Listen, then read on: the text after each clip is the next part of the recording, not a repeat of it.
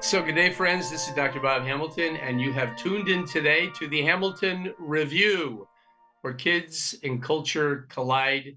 Thank you for making us part of your day. It means much to me. I thank you, because I know you're all busy grandmas and grandpas and moms and dads doing what you do. So, it means a lot. So, thank you.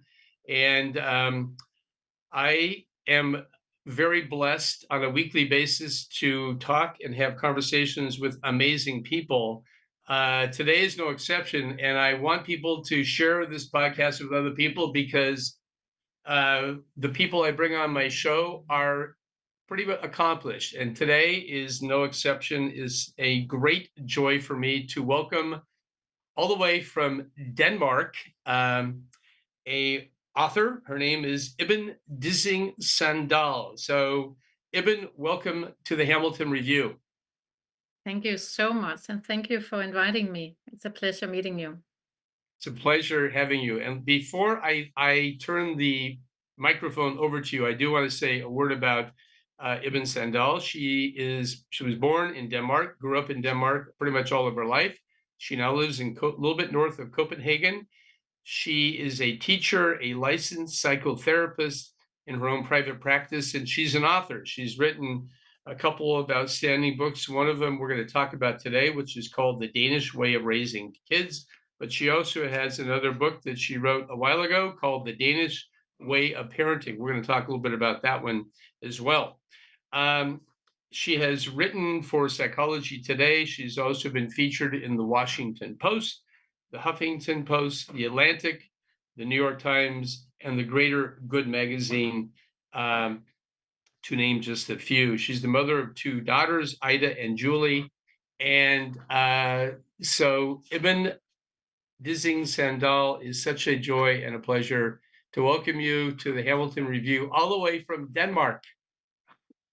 Thank you so much. Yeah, I'm just north of Copenhagen, so yeah, we're pretty far away from each other.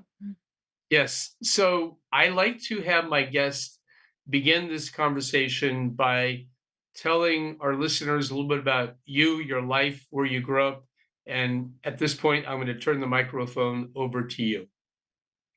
Thank you so much. Well, I grew up in the next biggest city in Denmark called Aarhus. My parents got divorced when I was very little, but they always had a really, really good and close relationship and never talked bad about each other. So it was, in that sense, very happily divorced. And so I grew up in Aarhus and I moved to Copenhagen when I was, yeah, 19, I think, around 19. And I would say that my childhood is characterized by a lot of free play, a lot of yeah, some of the best memories I have. I've been outside in nature, playing, making caves, and just running around, doing fantasy play, and yeah, just being in nature with friends or my sisters, and just having time on our own and being creative and just embracing nature. And I think that as far back as I remember, I have always felt strong sense of desire for creating the best conditions for children. I don't know, even when I was a child, I remember me fighting for, children's right. So all my professional life, I have worked with children and adolescents and their families. And yeah, I became a teacher. And actually, when I was studying psychology, and then I found out that it would be amazing to become a teacher because then I would be around children, like physically as well, and I would experience all the stages they go through before I became a mother myself. So I shift and started to become a teacher, and I had a wonderful class for, yeah, all. We did it a little bit differently here in Denmark at that time. So I had my class. I was a class teacher, and I had them from they were small until they finished school in ninth class. So that was really, really amazing. And then I Even you say that you're the only teacher, you carry the children. You go first grade, second grade. You kind of basically kind of carry that cohort of children. That's a very interesting way of doing it. Yeah, not in all topics, of course, but I had them in three, like in Danish, as like in language and English and sports and history, I think, or religion, something like that. And then they had other teachers as well, but I was just fortunate because we had such a good chemistry that I had them for all. Usually, and now it's like if you are a teacher, you have them in the smaller class or in the middle class or in the higher classes. So in Denmark, the lower educational school is from 6 to 17 years old. So Yeah, yeah, that was I was really really happy and fortunate to experience them, and I still had contact with them even though they are 32 years old now. So and then amazing. I yeah, mean, you almost become like a surrogate mother to them in many ways. yeah, they called me their class mom. Yeah, so Which that's is yeah, it was a pleasure and it was a privilege to connecting with so many children and seeing them blossom as they grow older. And also, it also taught me a lot about children and adolescents as well. That this was before I became a mother myself.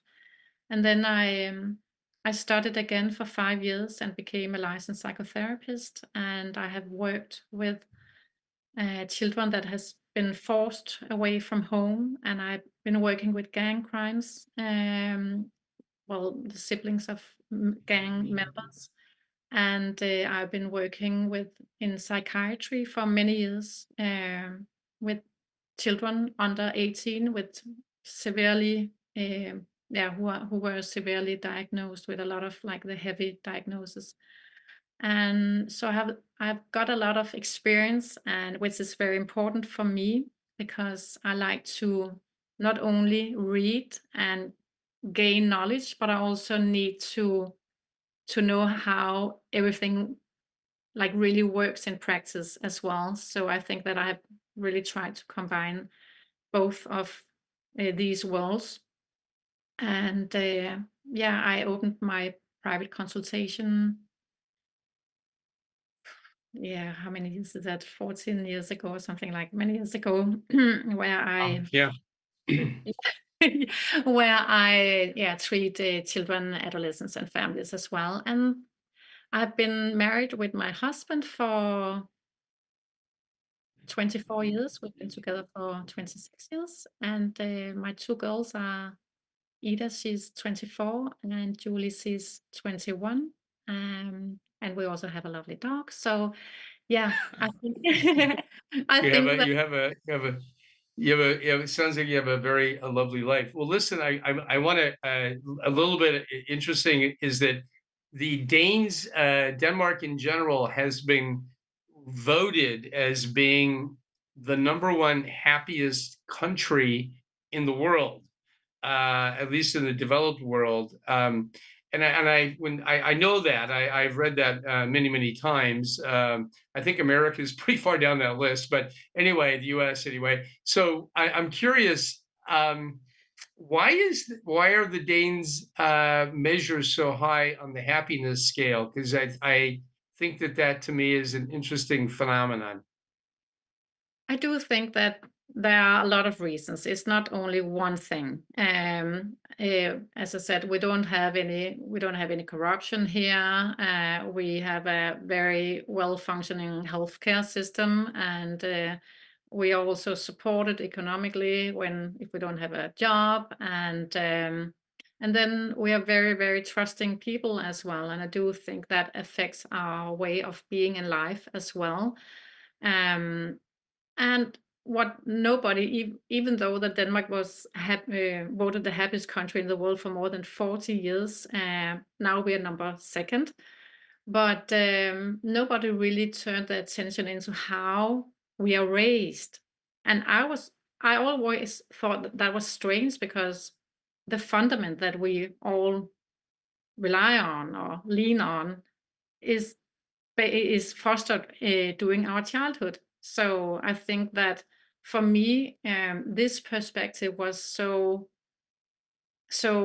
interesting to look into because I do think that when I delved into the 10 Danish parenting principles that I convey, I found that many of them they are like really core values that have been working for Danes for decades, and not just a fluent trend or something like you have to eat in a specific way or you have to do this and that, but like really, really ingrained or inherited values that we just bring with us without really noticing it, if that makes sense. Yeah. Mm. Yes, it does. So it wasn't like the Danes are striving, you're not in a competition to be the happiest people, you just are the happiest people. I would say that we are not. If you ask any Dane, they would probably say that we are not that happy, and of course we're not. It's not a utopia living in Denmark, and we have our own internal matters to deal with, of course. But I do used to say that we might be the less unhappy people. Um, so Yeah. that's something to come I and around. I and by being the less unhappy, that means you're happier than the most of other people in the world.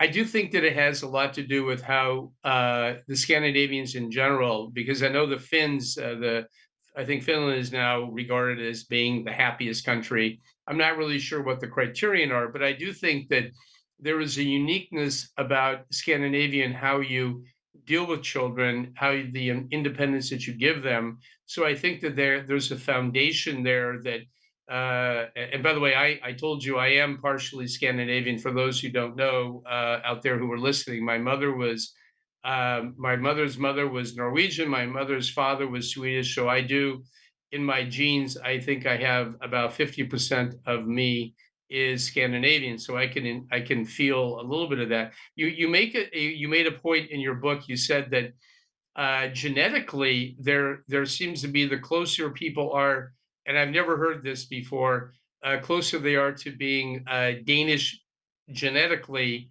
they're happier too. Is that really true, or is that something No, that it's something that I came across when I was writing the Danish way of raising teens. I mean, so there might be something about it, probably. But another thing is that I also think that being authentic is, being having like an understanding of who you are and truly embracing and being your true self also is part of, m creating a sense of being okay or being happy or being, yeah, confident in just living the life, that you feel aspire to live somehow. yeah, It's not we're not pretending that much. I'm really, really bad at pretending anything, so I'm the better example of that, uh, from Denmark, yeah. that's okay. I think that we live in Los Angeles, and there are a lot of people out here in Los Angeles who do pretend, and it's nice to see authentic people.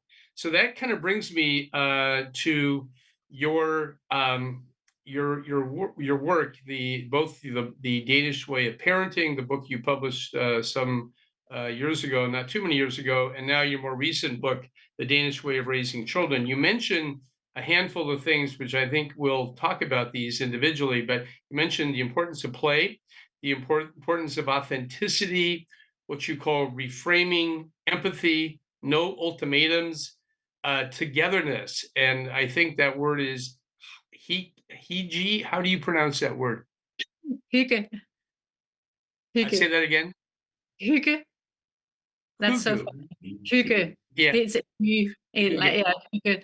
Yeah, I know, and the fun thing about, that word is that after my first book was launched, so many journalists found that so different and so special. So I was contacted, and now it became a world known phenomenon. And there's so many books about hygge and everything. And I was just writing it like, yeah, we do that. It's not something special. And you know, Yeah.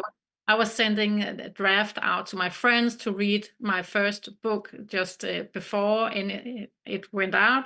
And I said, "Oh, okay, yeah, it's fine with hygge. It's just yeah, nothing." And then it was like the first thing was like, No, really? I can tell I have run into this word before, hygge, because there's a game out there that somehow we have in our family now called hygge, and they're basically questions that people and we actually were talking to some of our grandchildren. We were taking a drive, a long drive, and we pulled that game out, and we had a wonderful, wonderful conversations about life. And I think it was if that's coming from Denmark, I want to say thank you. So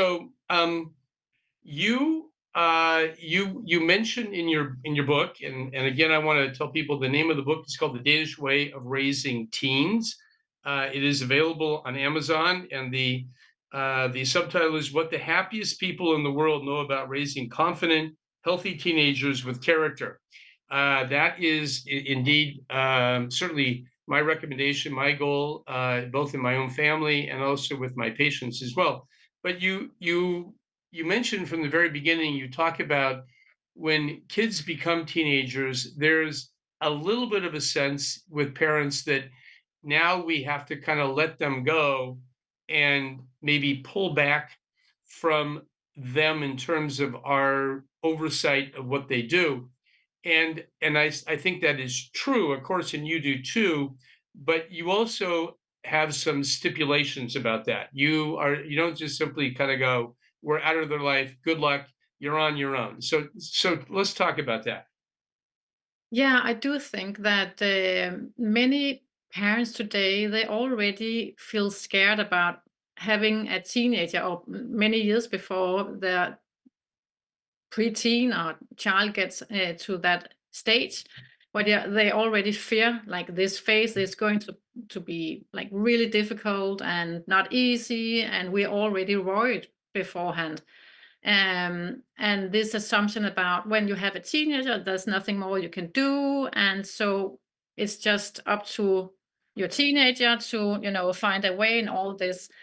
And yeah, of course, they need to get out and try new things and get to learn about themselves and the boundaries and what they like and dislike. And this is a phase of detachment, of course, and that is necessary. But my perspective is that they still need us as much as before, just in a different manner. So Yeah. it's so important that we continue to work on the relationship, really, really foster trust between, and take care of the trust that we have between us as parents and our teenagers, instead of all the time making sentences like remember and don't do this and I can't trust you, and putting all those labels onto them is really damaging for the relationship. So my perspective is that it's much better that you like really, really focus on the relationship, and it is just about doing it, yeah, in a new way where you know that you're looking at your teenager and understanding what they are going through. And I have always seen it as, wow, this is such an amazing phase. I mean, I love it. It's like that little door that has been closed for so long, but they knew that one day they will open the door and they will, and a new world will open Yes. up for them. And that is beautiful. I mean, you got to see, you have to see your teenager trying all the things that you have taught them during all the years before. Now they're on their own, trying to really take that into their own world. I think that's such an amazing phase. And why I really want to focus on the relationship is that as soon as you show that you don't trust your teenager, or that you don't care anymore. A lot of the teenagers that I have in my private consultation, they feel that their parents, they don't care anymore. But Yeah. that's not the truth. Of course they do care, but they don't really know how to go around their teenagers. They don't know how to, like, still focus on building on a close relationship, and while also giving them the freedom they need. Now, it's a very unique time in life. Obviously, I love the way you put it. The word you use. They're kids. They're between their childhood and their adulthood. You mentioned the word they are dangling between childhood and adulthood. That word dangling is such a great word. And you do see. I don't think that teenagers necessarily. I think intrinsically they understand that they they're trying new things. They're feeling that sense of independence, but they still need parents to be that anchor and that person in their life who can speak truth to them. And I think that your comment about communication and the even your sweetness about how you talk about your daughters and how you have maintained that communication. Um, that's such a sweet part of your book here. How did you do that? How did you maintain that communication? Obviously, it was probably from the very beginning, but tell us a little bit about that, how you accomplished that. Yeah, I think it starts many years before they become teenagers, that we continue respecting them, seeing them as equals, and talking with them with curiosity and understanding, wanting to understand what's going on within them. And I think that having a teenager, it is so important that we don't put our own fear onto them, because we still remember how we behaved when we were teenagers, and we Yeah. know all the bad things that can happen. And of course, we want to protect our children, making them not doing the same mistakes as we did. But this is just a phase that where they need to detach.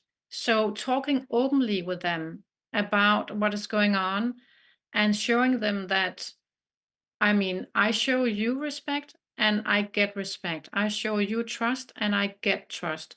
And when I get trust and we believe in each other and we trust each other, we can count on each other. So, Yeah. eh, and I think that is the main theme in this, that open communication, respect, and leaving our own worries a little bit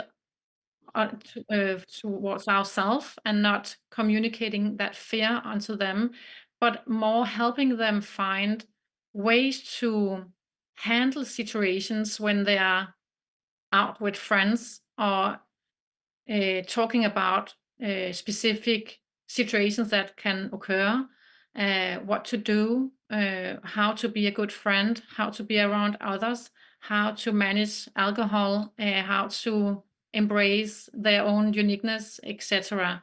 So, like, it's more like we have a privilege of choosing to be part of our teenager's life, or we can choose to depart or separate in some sense, but if we are not communicating respectfully and openly with them.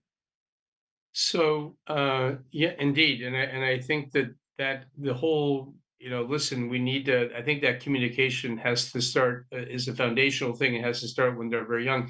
You mentioned, and this is an important part of your book. You mentioned that boundaries are critical. That it isn't like you just kind of give your children free rein. You made your point, and I make this point a lot in my practice, that we are not the friends of our children. We are still parents, and we play a different role in their life. Just like your parents, I don't know if you consider them when you were a kid as friends. I certainly I had there was a different relationship between my parents and my friends. So my friends it was a totally different dynamic. Tell us a little bit about this concept of boundaries? Because this is a big part of your book. I think that many parents, they misunderstand that they want to be so kind and good and supportive towards their children. So they come to how do you say that? To give the responsibility onto their children somehow in because they really want to make them feel included. So they ask, oh, should we do this? Should we do that? And what do you want? And we put a lot of responsibility on to them. And I do think that, well, I know that children and teenagers still need like really, really clear boundaries. This is acceptable. This is how we talk towards each other in this family. This is what I expect from you. This is how we are family. This is that we still Yeah. set. It's like a house. I mean, they still need us to lean on. I mean, they need family, they need their home to be a safe place where they can come home and they can take down their guards and they don't have to be anyone else than just being themselves. They are this world and this life we are living, there's so many uncertainties. So therefore, if we do not understand as parents that it's not like being strict at all, nothing at all. It's just, having that conversation with our spouse about, well, this is the kind of family, and we want to include our children in that conversation as well. This is the family we are. This is how we are in this world. This is what we expect from you. You still have to do your chores. You still have to, do your homework, and you still have to do whatever we are setting some boundaries. This is what we expect from you, and this is what you can expect from us as well. Yeah. So boundaries, I mean, listen, we all live within boundaries. I mean, when we're adults, we still have boundaries. We still have, laws we have to obey. We have to file our taxes. There are certain things that, so we don't really get away from boundaries ever, truly. And I think that by having boundaries and reminding your children what their responsibilities are is part of that, is that shepherding them from that childhood to adulthood. That is our job, is to really ultimately they do break free and they become their own people. And I always like to ask my parents, do your mom and dad own you? And they look at me and they go, no, they don't own me. They never did. But we sometimes feel that possessive nature of our children, that we kind of can tell them what to do, and Yeah. and certainly when they're children we do that, but ultimately we have to prepare them for being adults. You turning the just kind of moving on here, I want to talk about a whole chapter you have which you call reframing. And I think I know what that means, but I'd like in your what do you mean by reframing, because this is an important part of parenting teens. Well, actually, they came not well. It's two different things because I was trained in reauthoring when I was trained as a licensed psychotherapist. Reauthoring our narratives. If you have some problems and you see yourself, we all have a lot of labels that I'm very sensitive. I'm such a blah blah blah. So I was trained in that, and I found that was very helpful for my clients. And then I found out that reframing is also a verb you can use when you really want to, which is very, very helpful for our children, but also our teens, because they struggle with so many thoughts about themselves and so many expectations to live up to. So, so reframing is not pretending that bad things doesn't happen.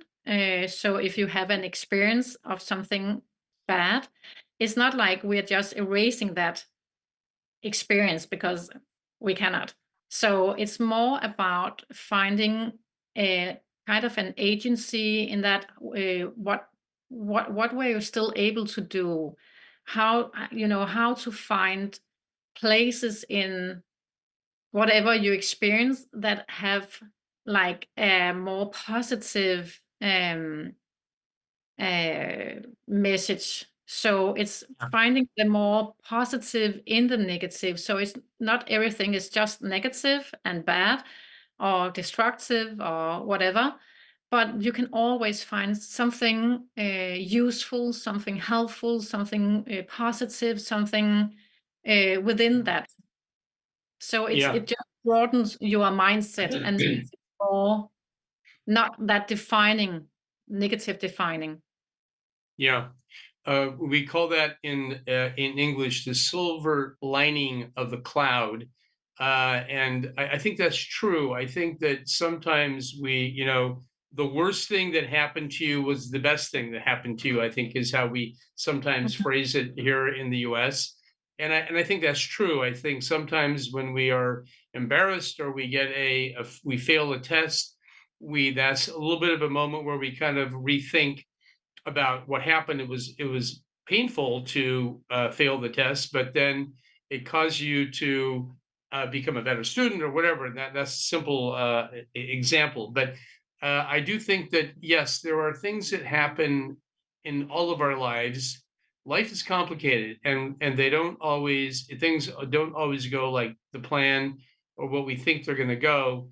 And when you can find a nugget that you can say, you know what, the story you told about your situation there in Nepal, we don't have to repeat that whole story, but I think that you showed a lot of courage and you said, you know what, I look back at that and was very, very proud of myself for showing the courage to walk away from that situation.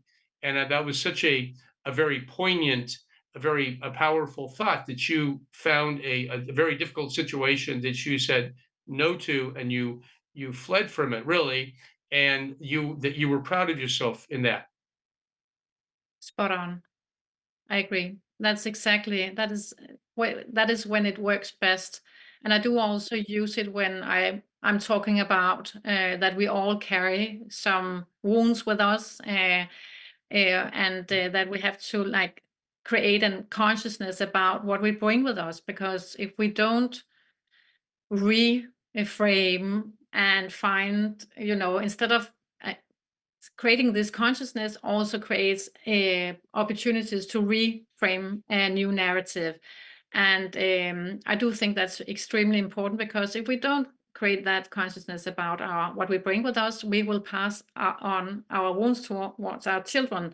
So and I like to believe that this is a natural part of reframing. Like we look into that, we create consciousness, and then we reframe, well, okay, this is what I brought with me. Now it's time to reframe it into something more or less defining, or something that I will unconsciously pass on to my children that will affect them negatively. Yeah.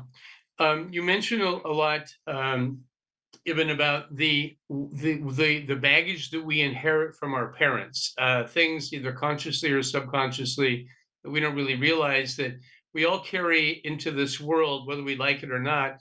We have certain things that weighed our parents down, that are whether I don't think it's purposefully, but those are put on our shoulders as well, and we carry them. I certainly, and thinking about and reflecting on my own family, I see things in my own life that I go, yep, that is, that comes. I know where that comes from, in terms of my parents, and their experiences in life. But anyway, is that part of what you talk about when you're talking about reframing? Yeah, it is. It is. You can use it in different ways. So, of course, you can use it as a tool to help your children, help your teen look at things in a more positive way. But you can also use it uh, on yourself, in when you look into your own life and work on your internal state, and creating this consciousness about what you bring with you, instead of just closing down and suppressing the feelings that sometimes pop up. You can just, try to embrace them, look at them, and see, hey, how can I view this in a different way? How can I heal that wound, and and reframe it into something that is productive or healthy and supportive instead of. Yeah, and I think that we have to sometimes have to look at these things and be honest with them and restructure them in our mind rather than let them have a negative effect on us. I'm watching our time here, and I want to make sure that I'm not going to keep you too long, but I want to talk about something more a little more positive. And you referred to your childhood when you were a little girl. You talked about the playfulness that you enjoyed as a child, how playing outdoors and being with your friends and running around in nature really was a very important part of your childhood, and it was those are happy moments. You mentioned in your book the value of play, and when I think about teenagers, I don't necessarily I think about children, toddlers, and the joy of roughhousing with them, but I don't think about teenagers so much in the concept of play. So can you kind of go into that a little bit? I think this is an important concept for people to hear. Yeah, I do have a chapter in the Danish way of raising teens about play as well. I have all the 10 principles. So of course I was thinking how can I transform play into the teenage years? And then I saw it as, well, they're out. They are seeking just other experiences. It's just again it's play, but it's in a new way. It's not like we know it, like climbing in trees and being in nature or playing with dolls or football or whatever we're doing. It's more like learning all the social rules that are so important, like being around other friends, mirroring each other, um, starting to be curious about the other gender maybe or same or whatever, or drinking and partying, and it's the same thing of when I talk about play in general, I always talk about the zone of proximal development. So that when children play, they are learning a lot about life all the time. They just don't know it, but that comes naturally. And I think the same phase is what is happening in the teenage phase. It's not the same way they are playing, but they're still undergoing a transformation.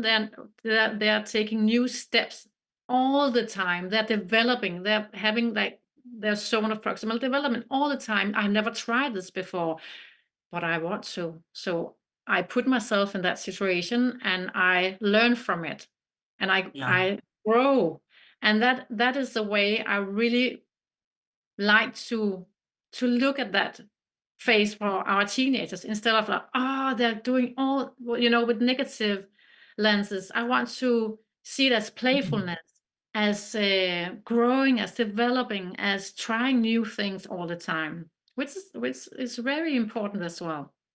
Yeah, no, I think that I look at another word I would say is adventure. These kids are in a time of great adventure, and it's a beautiful time in your life when you're pretty much unshackled from taxes and jobs and taking care of kids and all the things that we deal with as adults and jobs. Um, and it's this wonderful years, and there aren't too many of them where you are actually have this ability to go out and experience the world. And this is something we want our kids to do. I mean, I certainly want my children, I wanted my children, now I've actually gone through 6 kids who went through teenage years. And now, and by the way, I want just for everyone listening, I love my teenagers. When my kids were teenagers, I wish I had them back. They're now beyond that age category, but it was wonderful, wonderful times. So many. I mean, listen, there was obviously conflict because your kids start talking back to you, but it was still a lot of joy. And I'm sure now that your children are getting through the teen years, you would agree to that. I absolutely agree. I absolutely agree. I think it is such a special time that we are so lucky to be able to be part of. I mean, And of course, they talk back, and of course, there are struggles and challenges along the way. Of course, I mean, that comes with being a parent. So, but I do think that if we approach them with that curiosity and understanding and focusing on the relationship and the trust, I see the trust between us as the glue somehow that really makes this time work well. And I mean, I've tried that, and we really have to take care of that relationship we have, because when they become like real adults, if we haven't, respected them and have had this open and good communication with them, they might not want to, talk with us. So so we really have to see it as we are very privileged that we can still be around them, and that we can still teach them a lot of things. And more than ever, they really, really need us. They really need parents to lean on. I mean, a rock, because it is so tough to be a teenager as well. So, yeah, I do think that it is a privilege, and I loved it myself. I really did. Yeah. Yeah. Mm.